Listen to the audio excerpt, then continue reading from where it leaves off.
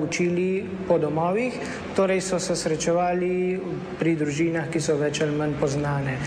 Povežejo se med sabo, nekatera prijateljstva in poznanstva držijo potem za celo življenje. Prvi letnik srednješolskega tečaja in nasploh srednješolski tečaj je v glavnem povezan z delom slovenskih osnovnih šol. V bistvu je cilj tega tečaja in še prav posebno prvega letnika širjenje slovenskega kulturnega obzorja oziroma znanja slovenske zgodovine, zemljepisa, širjenje petja kot kulture, verouka, slovnice kot izpopolnjevanje slovenske besede in nasploh svetovnih nazorov. Letos smo se prav posebno zastavili ta cilj: poglobiti vrednote slovenstva, vzgojiti in ljubiti slovenski jezik in slovensko pesem.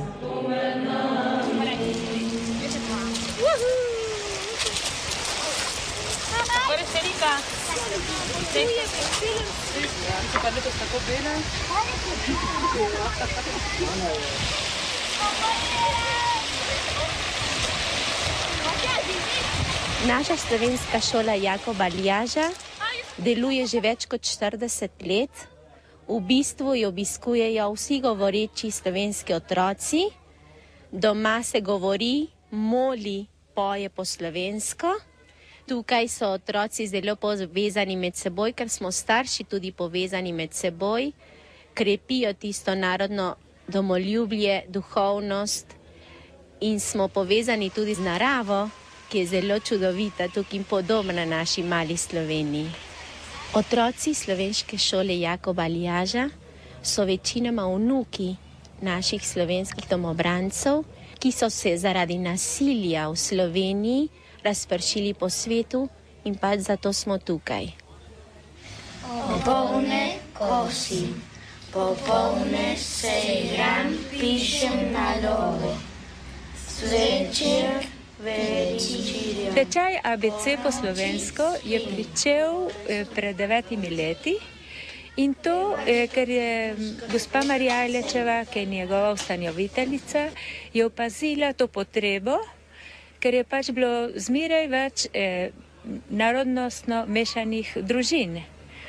Posebno, če je oče Argentinec, se ne govori doma slovensko in tako je proti koncu šolskega leta vprašala družine in poskusila, če bi bilo zanimanje. Javilo se jih je okoli 15. Od takrat naprej se vsako leto zbiramo med 15 in 20 otrok, hodi v naš tečaj po razdeljenih po 3 ali 4 skupinah. Prosili so me za pomoč pri sodelovanju in ker sem osebno tudi prejela od starejših to, da znam slovenski jezik, doma imam pa tudi primer sinov, ki ne znajo dobro slovensko, tako da sem jim skočila na pomoč, da lahko s tem posredujem slovenski jezik nadaljnjim rodovom.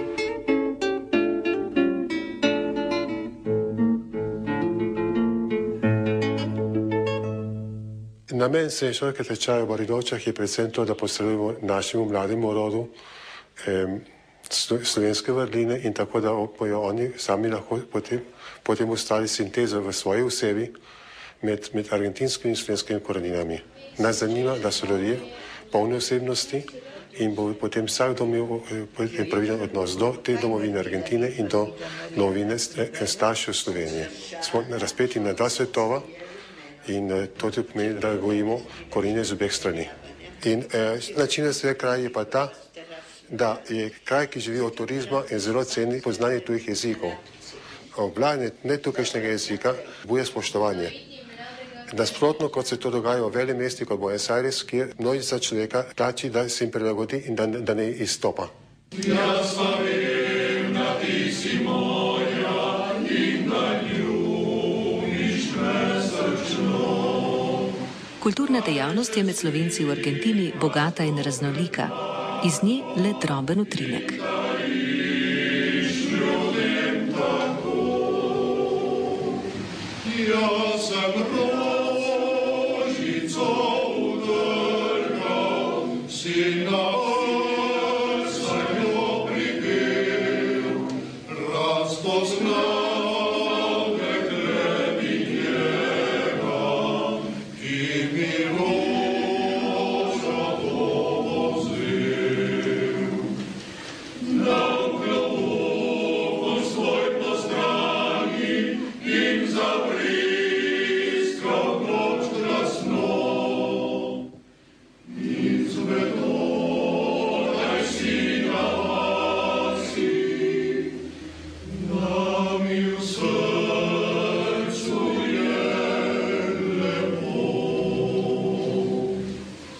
Sem Janez Lenc, trenutno predsedujem Društvo Slovenska pristava, to je slovenski dom v območju Velikega Buenos Airesa.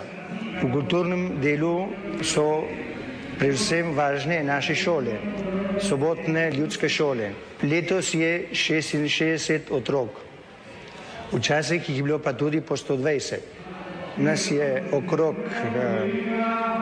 300-400 oseb, že četrti rod, ki govori tekoče slovensko, da se ekonomsko združujemo, poleg članarine, ki je zelo minimalna, pripravljamo tombole, kot imamo danes tukaj.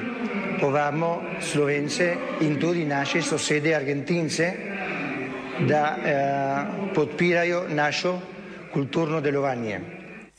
Jaz sem zelo vesel, da ste prišli iz Trsta spet malo med nas, ker na ta način se povečuje medsebojna povezanost, poznanje. Za nas pa tudi koristi, da nekdo pride iz avtohtonega slovenskega ozemlja, da se naučimo spet malo bolj moderne slovenščine, ne? In da smo bolj povezani, ne? Ker tako kot smo mi med sabo povezani v slovenski narod, čeprav živi kjerkoli na svetu, smo tudi mi, Slovenci v Argentini, tukaj precej dobro povezani, držimo skupaj.